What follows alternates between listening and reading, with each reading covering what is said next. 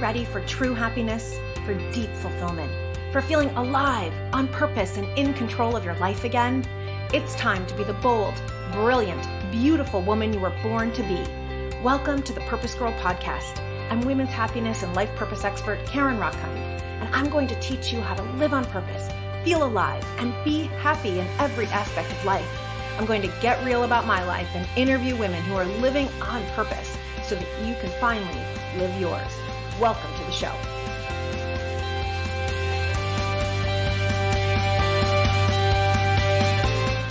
Hello, Purpose Girls, and welcome to the Purpose Girl podcast. So I have a confession for you. Years ago, I had zero in my bank account. And if I'm really being honest, it probably wasn't just zero because I probably had debt at the time, student loan debt, mortgage debt, car payment. And listen, this is normal, right? Because we live in a world where we have opportunity for mortgages and we have high rents and maybe you have a car or you have some other means or you have student loans. I mean, student loans kind of kill us. But I literally would look at my bank account and I had zero. And for me, I had just come off of a divorce. And even though I came into that marriage $7,000 up, I had been waiting tables in college, so I had this money saved. He came into the marriage with $40,000 in debt. And I didn't know that at the time. And it's okay. We would get through it. And when we divorced, we sold our house for $40,000 profit. And we just decided that we would take the $40,000, pay off the debt, and start again with zero. And so I have been in the situation where I haven't had any money, known what to do about money, and have needed people like my guest in order to help me figure out, what the heck do I do? I didn't grow up learning anything about money.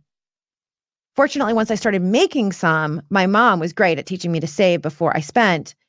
But there's so much to learn. And something I see a lot in the women that I coach, that I do purpose coaching with, something I see from the women in the Women's Happiness Summit, something I hear from all of you is that finance is something that is kind of unknown. So let me introduce you to my guest today, who is going to sort this all out for us and help us hopefully get some money zen and make us financially literate and thriving. Let me introduce you to Manisha Thakor. She is a nationally renowned financial literacy advocate for women. She's worked in the financial services industry for 25 years.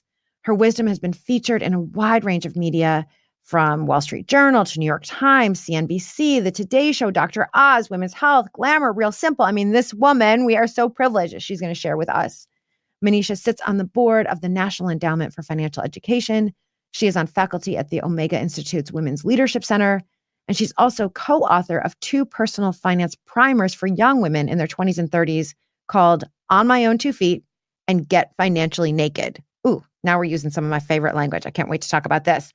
Manisha earned her MBA from Harvard Business School and her BA from Wellesley College. Her website is moneyzen.com. And of course, we have all of her social media links in the show notes.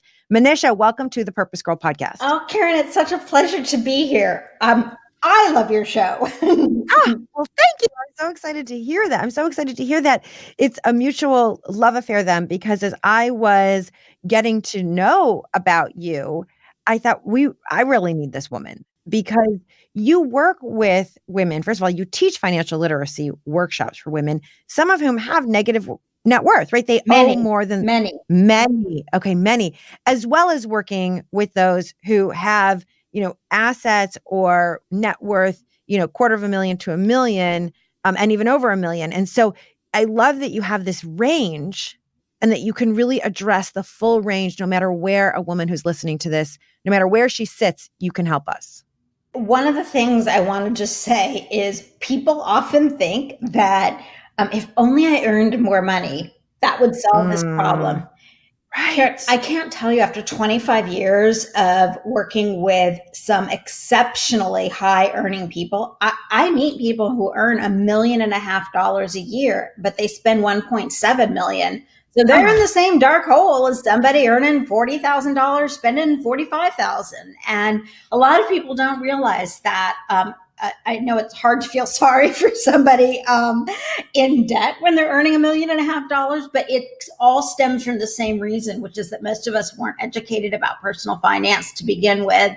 And without that knowledge, if you keep earning money, but you don't have that core understanding, you can end up face planted in that same dark hole. I'm so glad that you started with this, Manisha, because we do have this idea that if I just made more money, I'd be happier.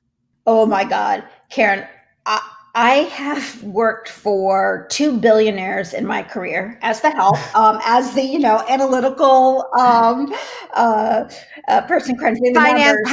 Yes, crunching their numbers. Got it. Yeah. But, and I have worked with clients from net worths of $1 million to $250 million.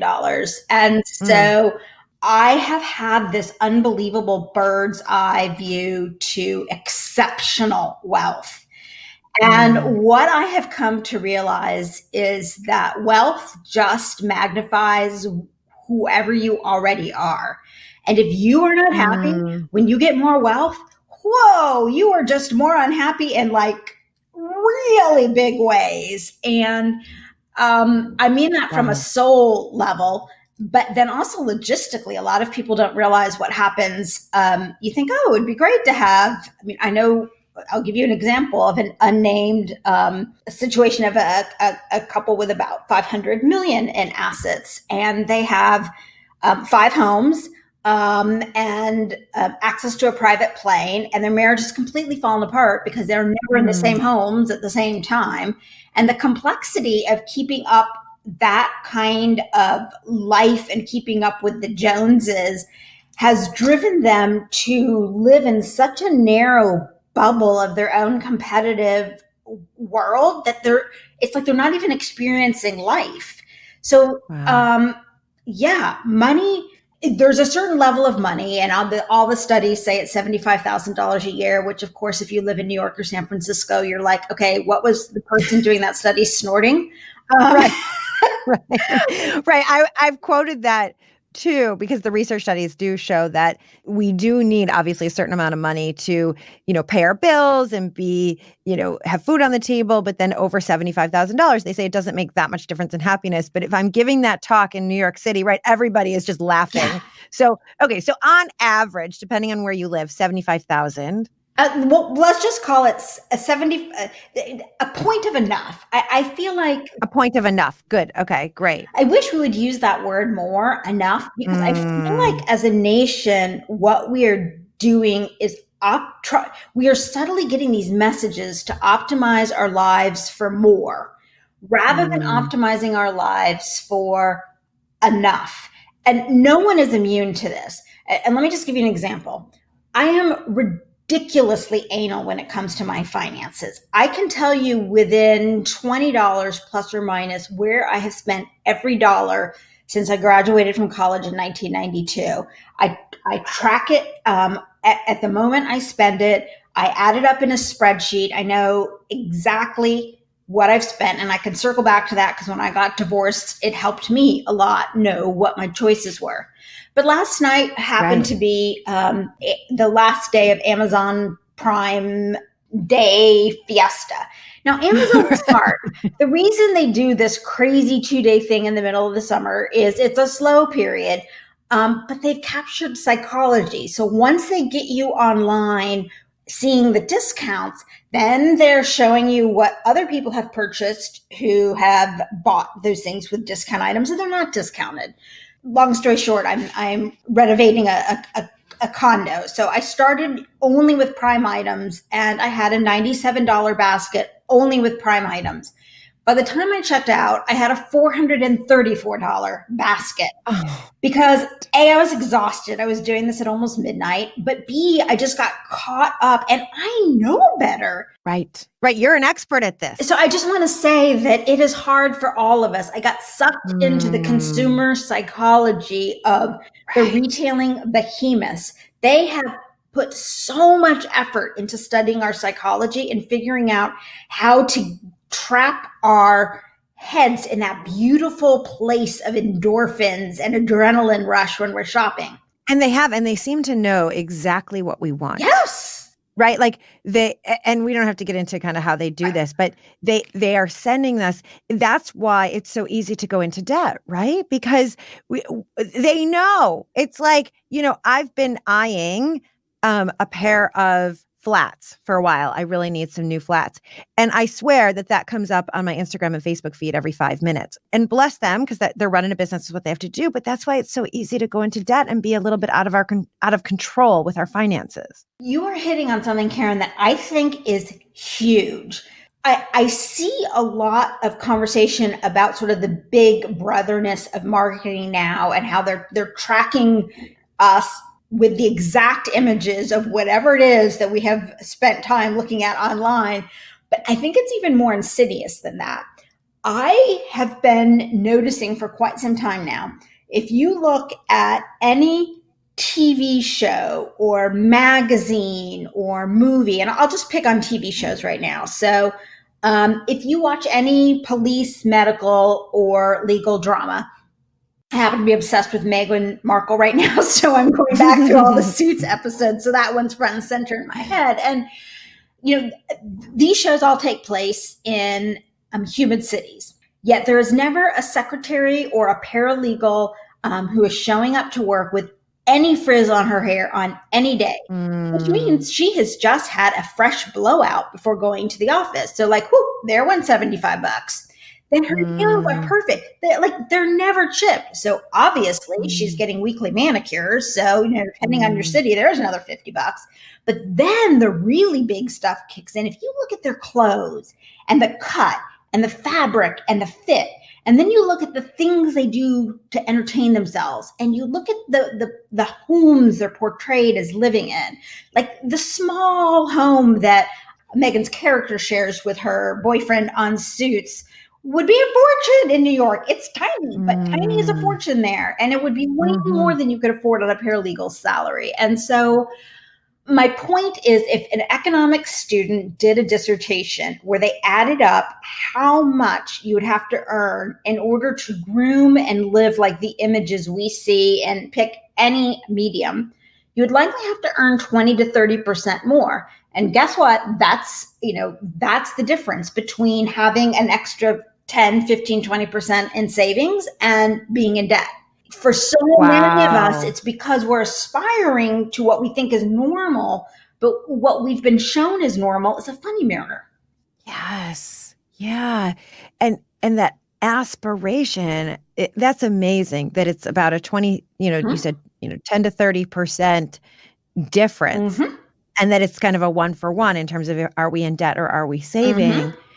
And that we're seeing, as you said, this image of normal, and really, I think, equating to what we think would make us happy. Yes. When it doesn't.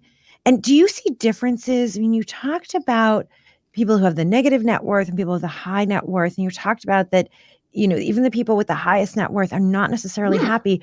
What do you notice as the differences in happiness, or even the commonalities, those who are unhappy or those who feel really at peace?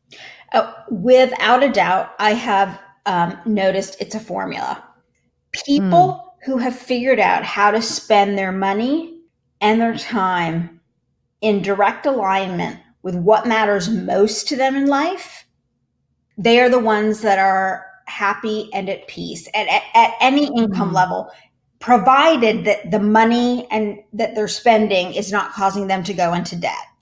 And so what I've noticed is that there's a big misalignment between the way people spend their money and time and what they actually care about in life. And if you do an audit on either of those two, time or money, you will likely find an enormous amount of leakages of both of those going in areas that don't serve what you really, truly care about.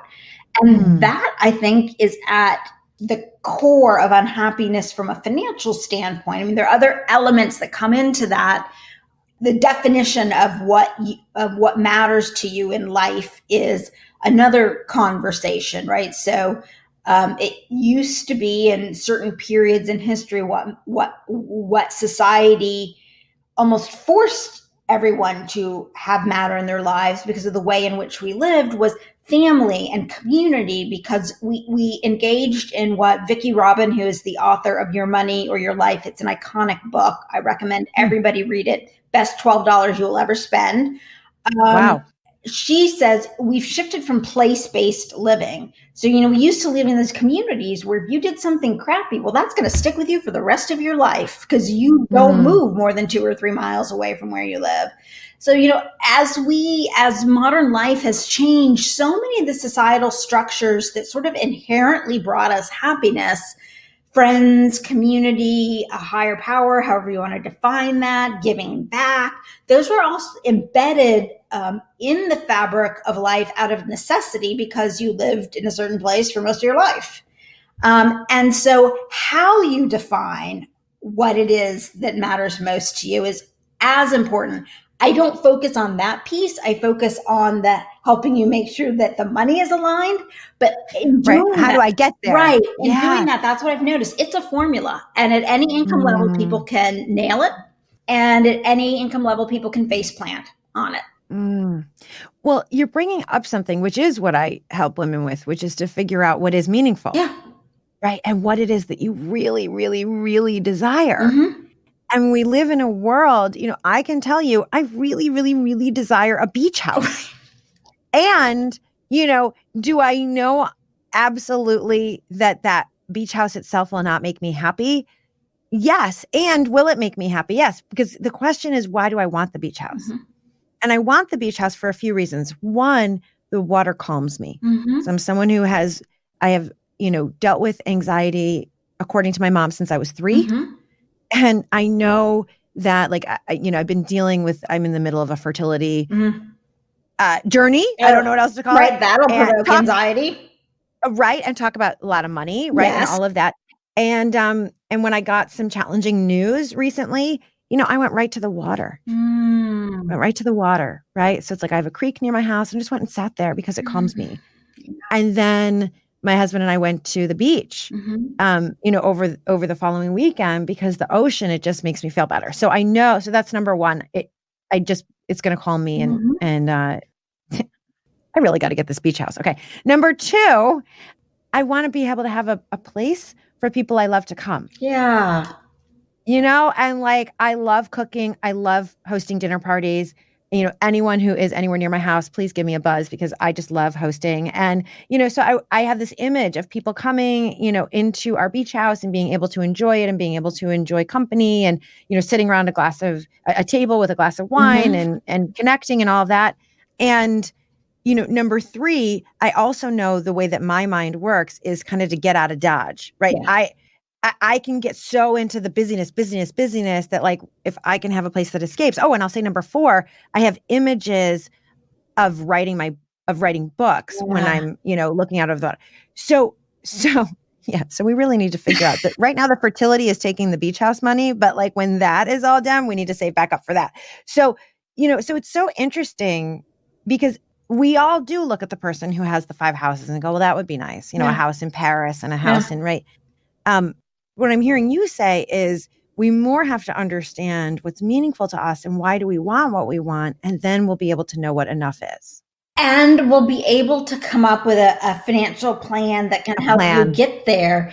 So you mentioned a couple things. One is trade-offs, right? So if you're spending money we all have a pie. It's 100%. Some of that 100% is a really big number, some of that percent, but we all have a pie that is the sum total of money available to us to spend in a given year. And we have a choice to slice it up however we want.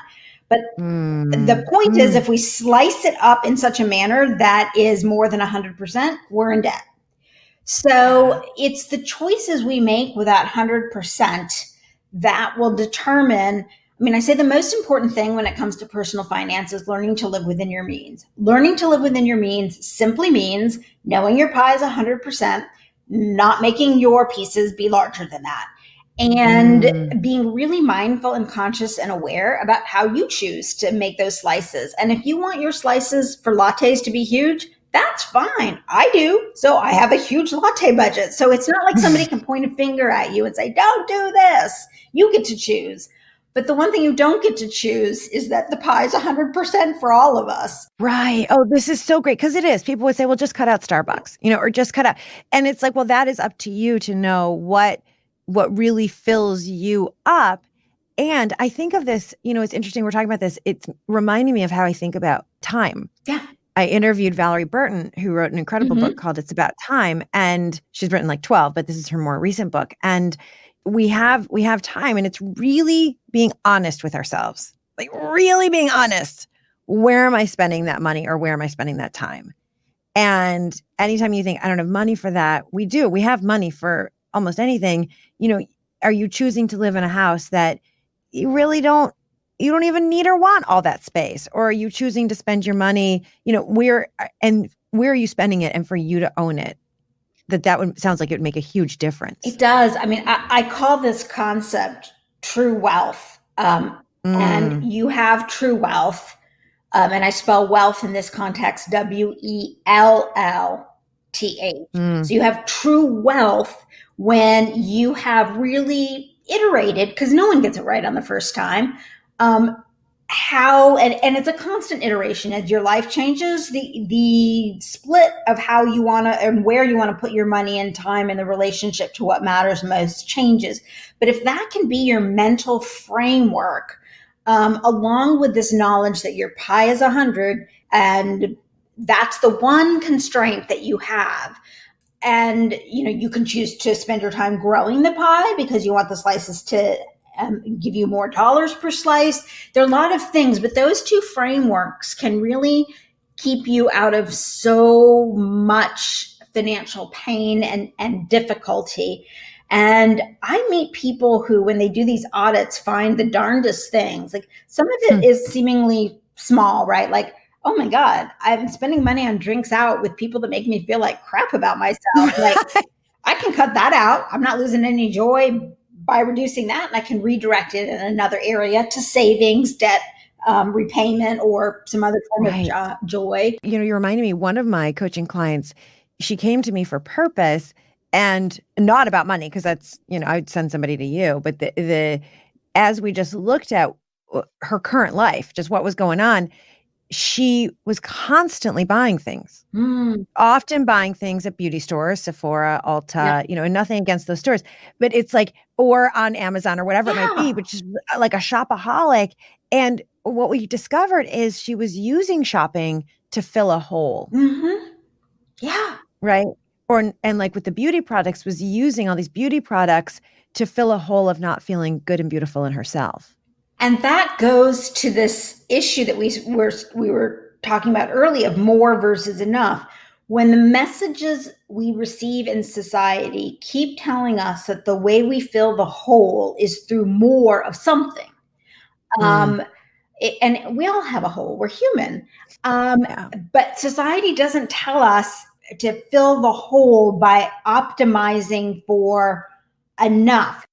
I think probably the happiest period in my entire life was right after I graduated from business school. I went down to Houston, Texas to work for a self-made multi-billionaire who uses a similar investment philosophy as Warren Buffett. And I was very frugal then because I just gotten out of school and I wanted to really start saving. And I lived in an 800 square foot, 1-bedroom condo.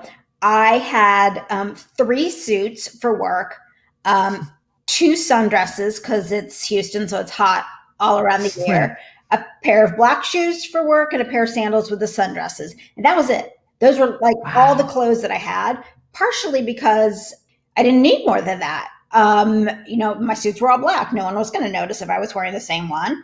And I had so much excess disposable income to both save voraciously and do the things that really brought me joy.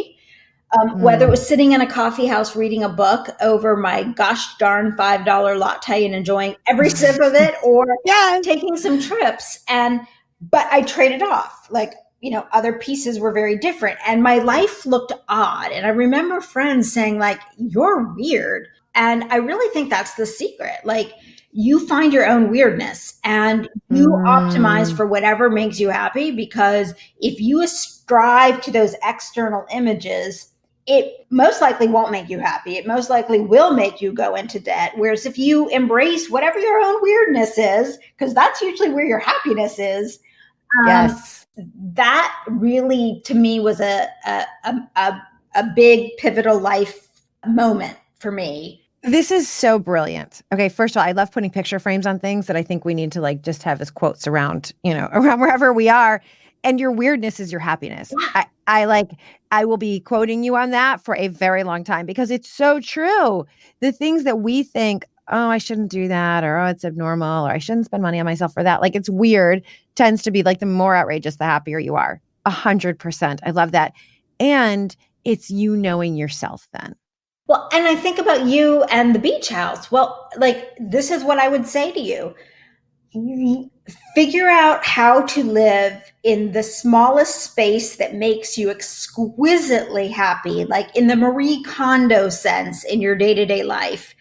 And rather than buy a beach house, get really good at looking at VRBO and Vacasa and Airbnb as well, and find beach homes that you can rent for a week or a month, and you work from there and you invite your friends to come, and then you can experience lots of different beaches. But you don't have, when you add up the aggregate cost of time spent at the beach versus home ownership, it'll be dramatically less. You won't have any of the stress of the beach home ownership, and you'll have all the fun of what it is that you wanted to do. And so that's what I would advise you is don't wait, go rent the beach house, but pare back somewhere else. Yeah. Yeah. This is so smart. This is so smart. Even as I was telling you my why for a beach house, which I haven't thought about in a really long time, I also thought, Karen, how could I create that right now? Yeah. Right. And this is kind of outside of the money conversation, but I thought, wow, right now I can be inviting friends into this home, right? Right now, we could be going to the beach more often, even if it's for a day trip. We do live an hour and a half to 2 hours from beaches. And so these are like little things that then start to also, I think, set us in motion for creating what we want, which I think is really important too. And I love this idea. Where do we need to scale back, right? We've made a big decision this year in terms of putting money toward fertility. And that was another thing that we want. And there's trade-offs. It's fertility now, and then, renting beach house maybe next summer or 2 summers from now when we save back up. So you do a lot of financial education and economic empowerment. And I love it that you're on, you've been part of 2 primers, or you co-authored 2 primers, On My Own 2 Feet, Get Financially Naked. Beyond what we've talked about, what are 2 things that you think every woman needs to know to be financially literate? Where do we start? So it all starts with saving. If you don't save, nothing else is going to work out. And what I hear from people all the time is, I'll save when I make more money. And I cannot emphasize this enough. If all you can save is $10 a week, great. Save $10 a week. If it's $20 a month, save $20 a month. That simply starting the habit of savings starts this magical snowball that suddenly pulls. And I know this sounds woo-woo, but like I'm saying this with my strongest Harvard MBA hat on that I can. Like I have seen this happen over and over again, that once you start doing it, you start naturally doing more of it. And the reason why, it's the red car game. You're driving down the road and you see no red cars until you think about the red car. And then suddenly you're seeing them everywhere. And it's the same thing with savings. Once you start, no matter how small the dollar amount, your brain subconsciously is starting to see other areas in your daily life where you're like, oh, when I think about the time, money, happiness equation, or I think about my pie being 100%, is maybe I could save some of that without cutting out any joy. And so that's the biggest one. And the reason I emphasize this is I'm 49. And one of the things I've noticed is if you start using sunscreen in your 20s and 30s, you will look no different than your other girlfriends in their 20s and 30s. But by the time you're almost 50, it is very clear who used sunscreen and who did not. And Oh, wow. the stuff you This is have such to a good do, analogy. the stuff you have to do when you're approaching 50 to look like you had used it all along, it hurts and it's expensive. And that's the same thing with savings. If you don't start, and if you miss it in your 20s and 30s, start in your 40s and 50s. Well, most of us women will live to our 100s, so we got plenty of years there. My point is that small actions early on really start to snowball the same way regularly using sunscreen makes a difference on our skin. Oh, this is so good. Yeah. So I'd never thought of that analogy, and it's so true because I'm someone who never used sunscreen when I was younger, and I totally get what you're saying. And so and now seeing in my parents who are in their 70s and how often they have spots removed or melanoma. I mean, it's just such a good example, right? So does it matter how much we save? If someone's out there and they're like, I literally am, Manisha, this is great, but I'm paycheck to paycheck and, I don't have more than $10 a month to save. Does that matter? No. I mean, if you have $10 a month, save $10 a month. The point is to start. One of the things that will sound odd that I like to talk about is I am bipolar, bipolar 2, and I speak about it because we don't talk nearly enough about mental health at all in this country. That's a whole nother story about how when you struggle, whether it's anxiety, it's depression, it's somewhere else on the spectrum, how you get help. But when you struggle with mental health issues, sometimes you face plant. And I recently had a really bad patch of getting divorced and moving and changing jobs and the whole, 9 yards. And I got divorced because somebody else stepped into my place. So it was one of those really gut-wrenching, heart-searing. Yeah. So I face planted and I gained an unbelievable amount of weight and I stopped exercising. And I just couldn't get going. And I was visiting my brother and his wife, and they have an old, exercise bicycle in the basement. And he was like, just get on for 5 minutes. And I'm going to cry as I talk about this. He's like, I'll stand there with you. And I got on the bike for 5 minutes. That's all I could do. And then the next day he was like, let's try for 7. And so I did 7. And by the time I left his house, I had done 15 minutes, which was miraculous. Yes. And it's a year and a half later now, and I'm doing like Legree, which is like Pilates on steroids, and I'm spinning and I'm swimming and I'm moving. But it all started with 5 minutes of my brother standing with me in his basement, just saying, you can do 5 minutes. And so in any area of your life, your finances are no different. We all face plant. We all crack. And, there's a famous quote, everybody breaks. Some of us just get stronger at the cracks. And so just the simple act of saving that $5 a month or $10 a month is going to help you slowly. And if it takes 3 years, fine. It's that forward momentum. And you know what? That forward momentum will make you happy. As I was moving from 15 minutes to 17 minutes to 19 minutes, I was getting happier. I had found my purpose. Yeah. And you feel so good about yourself, right? You feel like, wow, I did that. What else can I do? Wow, I did that. What else can I do? And you start to see things differently. So in that case, I'm guessing instead of always seeing the red car, then you start seeing, oh, there's an exercise class I would love to take, or there's a food choice that I want to make. And I am so grateful to you. And I have tears in my eyes too. I'm so grateful to you for sharing that story. Thank you for sharing, trusting me and trusting us with your truth. And because mental health, this whole podcast is about our mental health. And I know how many people struggle with it and we don't talk about it. And so I am with you, sister. And I am just honored to be by your side, both of us struggling with mental health and be doing this and still moving forward, even after face plants. And I'm so inspired. First of all, I love your brother. Okay. I'm like, I don't know if he's single and we can hook him up with another lady who's listening, but or a man who's listening, whatever, I'm just, go brother and go you, because that's amazing. And what an analogy for us. Manisha, right? It's 5 minutes on the bike or it is $5 in the bank. And that is what matters. my mom taught me when I started making my own money, when I went to college. My parents were wonderful. I was blessed with them paying for my college tuition, Mm-hmm. but they did not pay for my books or my social life. Mm-hmm. So that was totally on me.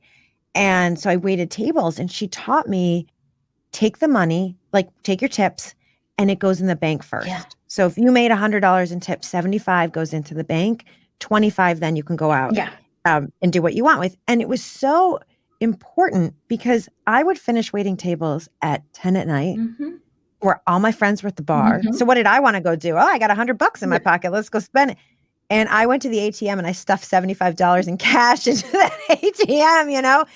And so I love what you're saying. And it made a huge difference. You're so inspiring. I'm just so grateful to you right now. Well, and they call it pay yourself first. Sometimes people use the analogy of the line that almost none of us listen to anymore because we're so tired of hearing it. When you get on an airplane, put your oxygen mask on first before helping. Right. And it's this whole notion of putting something away. You asked if there were 2 steps. And the second step is, if you are saving, almost by definition, not always, but almost by definition, you are not debting. Even if you're living paycheck to paycheck, if you're putting aside a couple of dollars, if you are in debt now, that's okay. There are ways to get out. And I'm just going to mention one briefly because I want to move on to the second step. But Dave Ramsey, in my opinion, has the single best book out there about getting out of debt. It's called The Total Money Makeover. It's tough love. It has a bit of a religious overtone to it. So that can throw some people off. I'm very spiritual, but not traditionally religious. So it was like, woo. But the advice is spot on. And Jean Chatzky has another very similar book without any of that religious overlay. And it's called Pay It Down. And both books basically walk you through, for $15 or less, exactly what you need to do to get out of debt. Like, it's the plan. It works. It's not fun to do, but you will get out of debt. And so if you're struggling with debt, read either The Total Money Makeover or Jean Chatzky's book by Dave Ramsey or Jean Chatzky's book, Pay It Down. But then the next biggest mistake I see once you're out of debt and you're starting to save is not investing, because saving alone is not enough because of inflation. So if you had that $100 in tips and you went home and you flopped on the sofa and said, I'm not moving until I watch every single iteration of Law and Order reruns, that would take you like 30 years.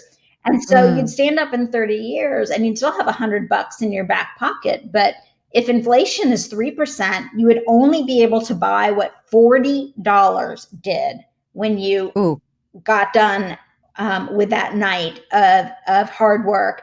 And if inflation is 5% over 30 years, that $100 will buy what $20 did. It's shocking. Small increases in inflation just are like termites eating away at your money. Wow. Let me just pause it, because I am married to a mathematician. My mom is a mathematician, and my brain needs a little to catch up with numbers. So I just want to make sure I heard this correctly. If anyone out there is like me that $100 today in 30 years is the equivalent of $20 30 years from now. If inflation is 5%. If inflation is 5%. And even you said if it was 3%, it's 40. Yeah. So what would buy me $100 today, 30 years from now, chances are will only buy me $40 worth of stuff. And that's honestly best case scenario, because average inflation in America has been 3%. The odds of it going lower than that, not high.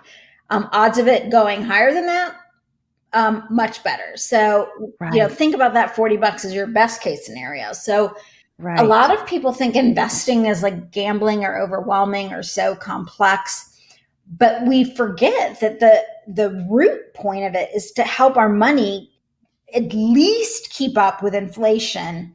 And then if we're lucky, grow a couple percentages ahead of inflation. But my inner feminist, after 25 years of frequently being the only woman in the room and having been asked to serve coffee far too many times, relative to my professional position at the time that I was being asked to bring coffee. And when your colleagues who we're men. We're not asked to bring coffee. No, I'm like, it's hysterical. Like there's one point, like I'm running a $6 billion fund. I like to mentor people. Like there aren't a lot of other women in my industry. So sometimes I have to mentor the other young men and they're in the conference room with me and I'm asked to bring the coffee.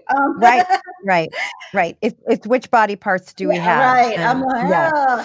But sorry. So coming back, yes. So your inner feminist says that most of the financial services industry has been built historically by men for men. And it's like one gigantic, they talk about it like it's the big PlayStation. And so what I want women to know is you can use one investment for your entire life. And that's all you ever have to do to think about what to do with your savings. It's called a target date retirement fund. And you want one built on what are called index funds. We could do a whole show on this, so I'm just going to cut right to the chase. You get them at Vanguard or you get them at Fidelity. And you just Google Vanguard. And they call theirs target date retirement funds. Fidelity calls them index freedom funds. They have non-index freedom funds. You want index freedom funds. At the end of each of those words is a date rounded to 5 years, 2030, 2035, 2040. The year corresponds to the year in which, roughly speaking, you'll turn 70. Okay. So, I'll be turning 70 in 20 years. So if we use round numbers, I would own a target date 2040 fund. That is the only investment, honestly, unless you have over $1 million, you can put everything into that one fund. Why? Because when you own that one fund, you own pieces of 10,000 different individual stocks and bonds. You are widely diversified. A lot of people say, oh my God, I don't want to have all of my money in one place. Vanguard and Fidelity are custodians. They're like the safe deposit box. And so what you're owning is not associated with them. You're owning the underlying investments. So you're not putting yourself at risk by having all of your money at one of those institutions, nor are you putting yourself at risk by putting it all in one investment, because that one investment, it's like drinking every day the world's most gigantic nutrient-dense smoothie. And if people knew how easy it was, like that's all you need to do if you're just getting started. And wow. That can be life-changing. On average, those funds grow 6, 7, 8% over a long period of time. In any one year, they'll be way up or way down. But if inflation is 3% and those guys grow at 6, 7%, now instead of having $20 or $40, you actually end up with $120 or $140. And so you invest to stave off inflation and ideally make your money grow a little faster than inflation. And that's not the message you get from the wide press. So that's what I want people to know. Oh, thank you so much. You're not the first financial person I've interviewed for the Purpose Girl podcast, and you're the first who's mentioned that. And I appreciate it because I look at the stock market and I go, I don't know, it's just too complicated, and that's why I end up hiring somebody like you, right? This is what you do for people, is that you help them kind of figure out what to do. And I think, as I can only speak for myself, I was never taught anything about this. And so I love that you're telling us exactly what fund and exactly how to go do it to protect our money. And you made it so, so, so simple. I'm so curious because you seem to have a lot of knowledge around money and happiness and how they go together. And of course, everything we do here comes back to a woman's happiness, a woman really living her purpose. Do you have a personal happiness mantra that you say? I do.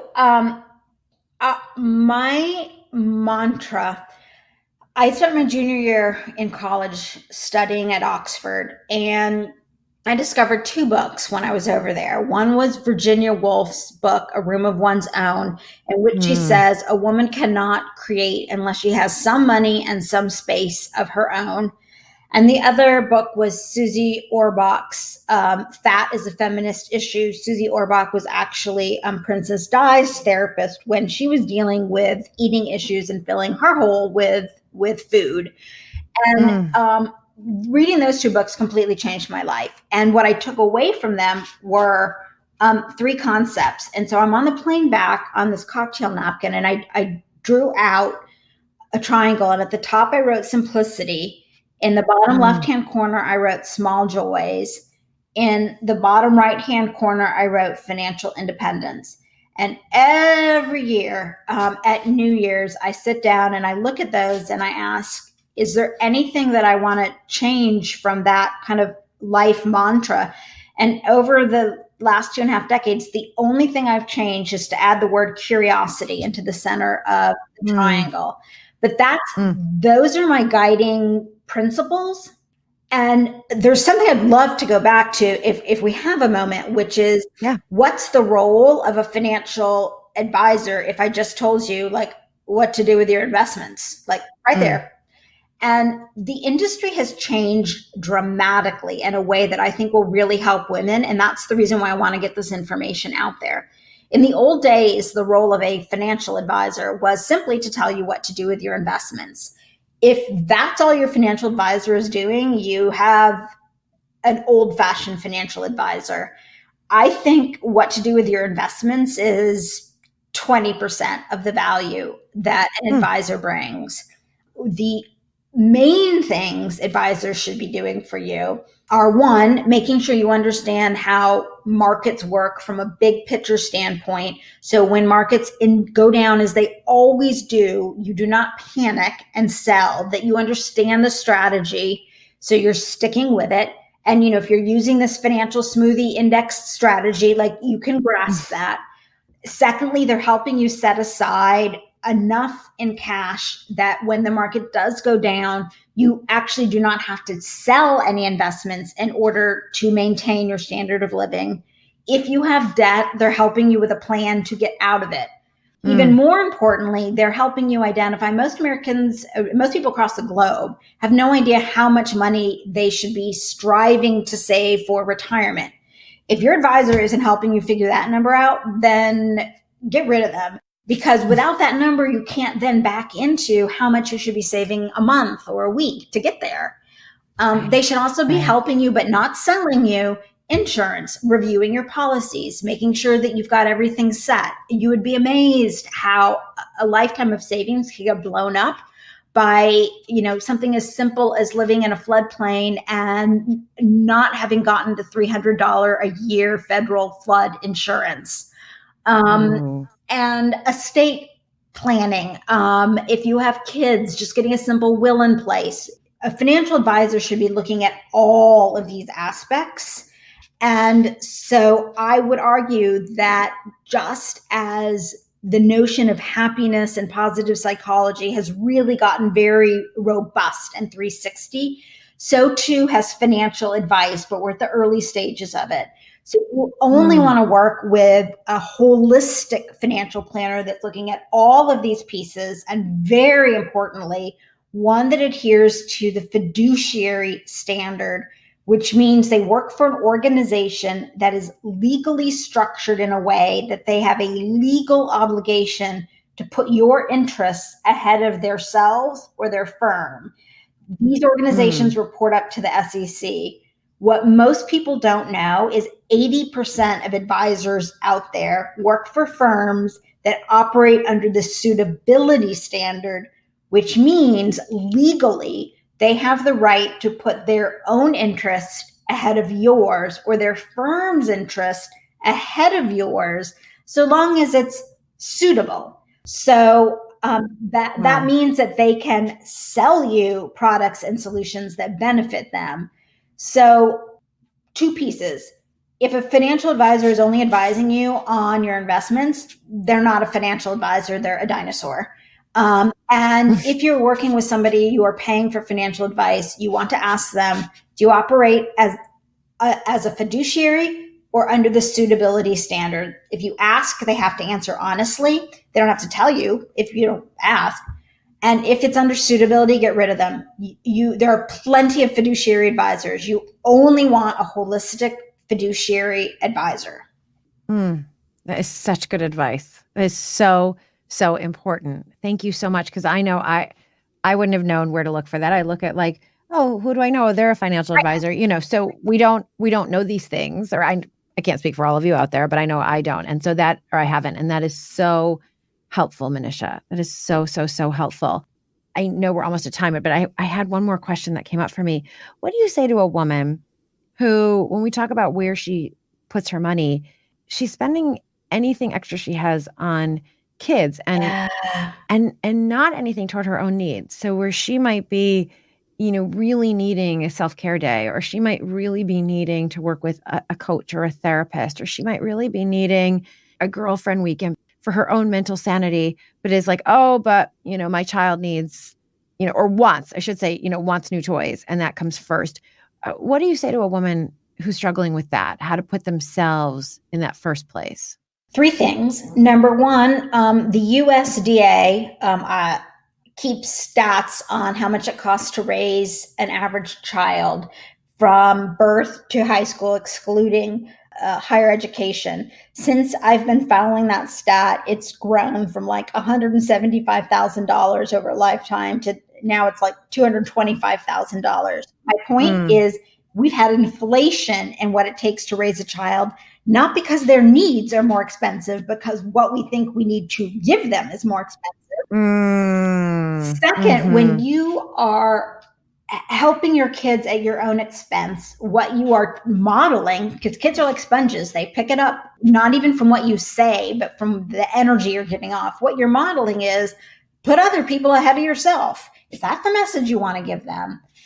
And then third, especially for women who are heading towards retirement, I see this so often, and they're spending money on lessons or parties, birthday parties, or helping the kids in all different kinds of ways at the expense, or helping their kids get an apartment, like pay for their kids' apartment when your child could be earning and getting their own job and their own apartment. Or living with you, saving money or paying rent to you, so that they're learning good financial habits. When you do that, you are essentially handing the burden of your retirement on to your children, and it will hit them right in middle age when they're raising their own families, and now they're going to have to take care of you because you didn't plan. Is that really what you want to give your child? Because when you help them with the house down payment at the expense of your retirement, you are burdening them with your elder care.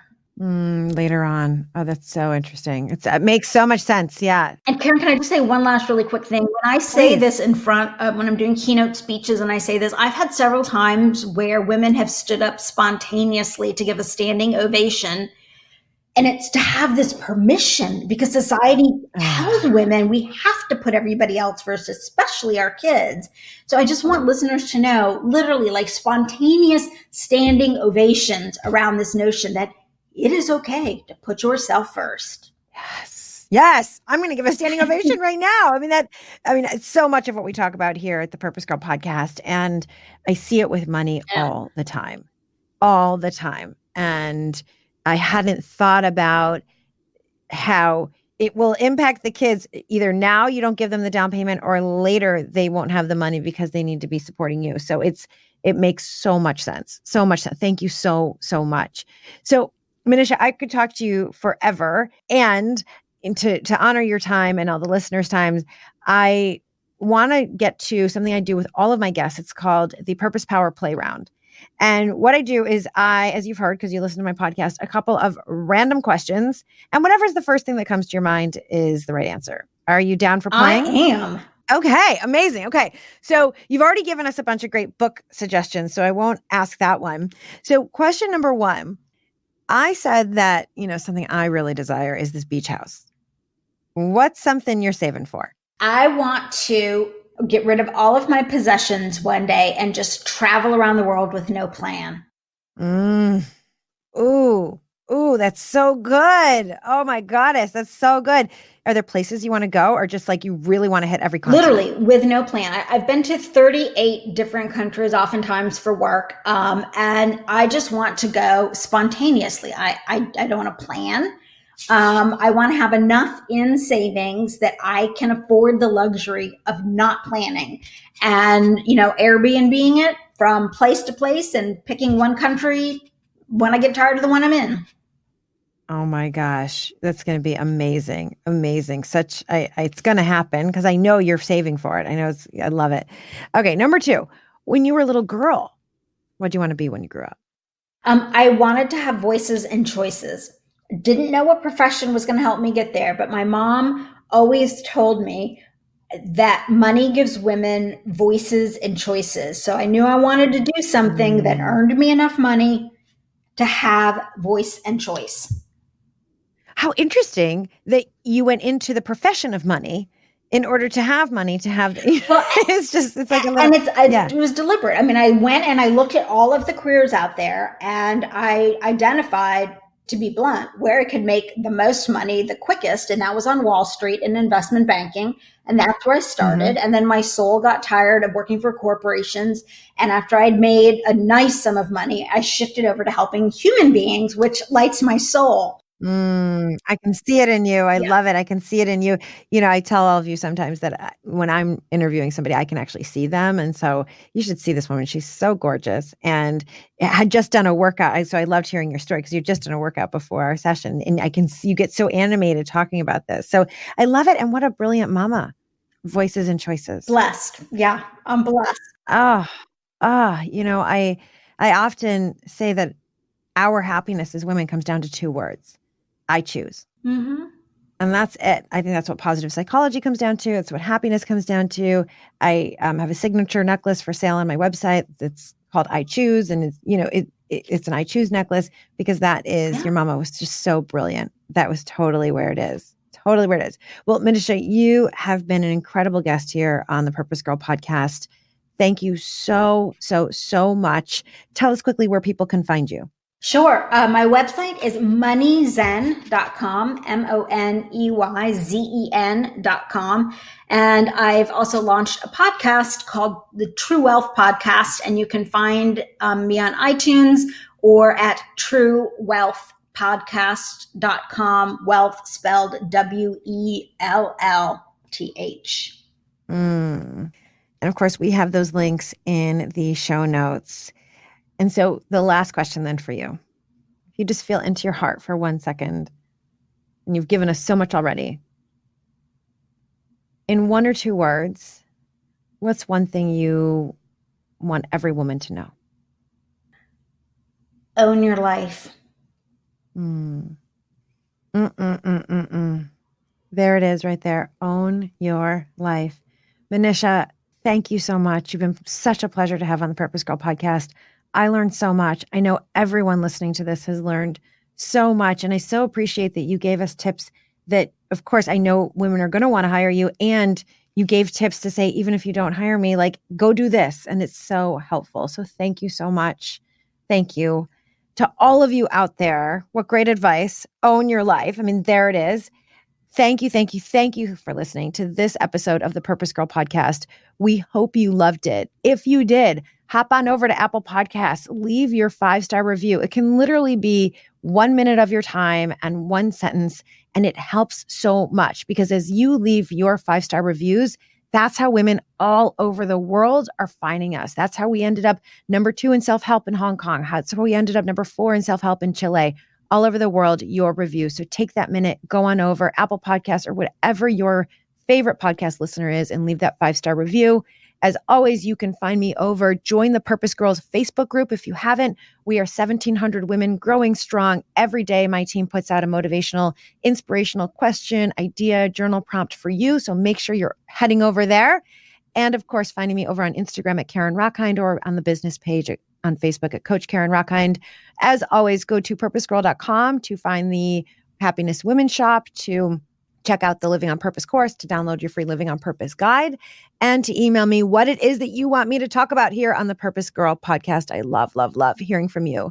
And the most important thing that you can do is to share this podcast with every woman that you know. Share this podcast with the women in their 20s and 30s who could be putting on that sunscreen now.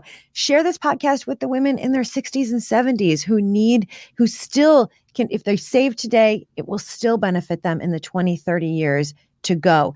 Let's spread this message with women all over the world, because that's what we're doing here. We are changing the world one woman at a time. As always, may you live purposefully, may you love yourself, and may you love life. Bye for now.